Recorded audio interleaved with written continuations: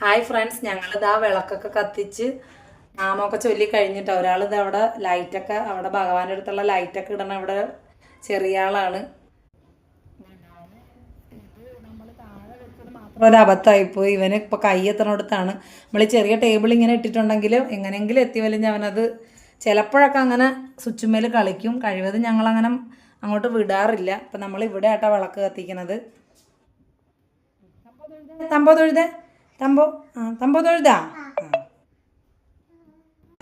പിന്നെതാ നമ്മളിങ്ങനെ ചെറിയൊരു ഇതിലാണ് ഇങ്ങനെ ഭഗവാനെ വെച്ചിരിക്കുന്നത് കേട്ടോ. നമുക്കങ്ങനെ നാട്ടിലത്തെ പോലെ ഒത്തിരി സൗകര്യമായിട്ടൊന്നും വെക്കാൻ പറ്റില്ല. കാരണം നമ്മളിങ്ങനെ റെഡിയാക്കി വെച്ചതാണ് കേട്ടോ.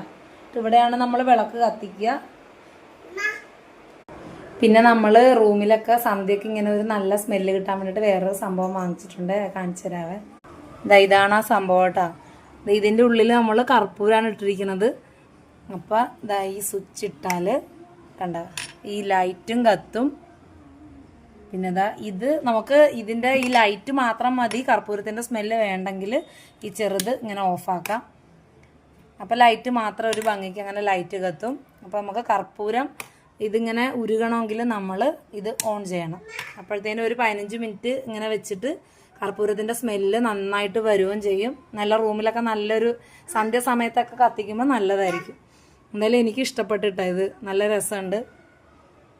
ഇപ്പോൾ നല്ല സ്മെല്ല് വരും കേട്ടോ. ഒരു 15 മിനിറ്റ് ആകുമ്പോൾ നമ്മൾ ഓഫ് ചെയ്താൽ മതി, പിന്നെ നല്ല സ്മെല്ല് വരും.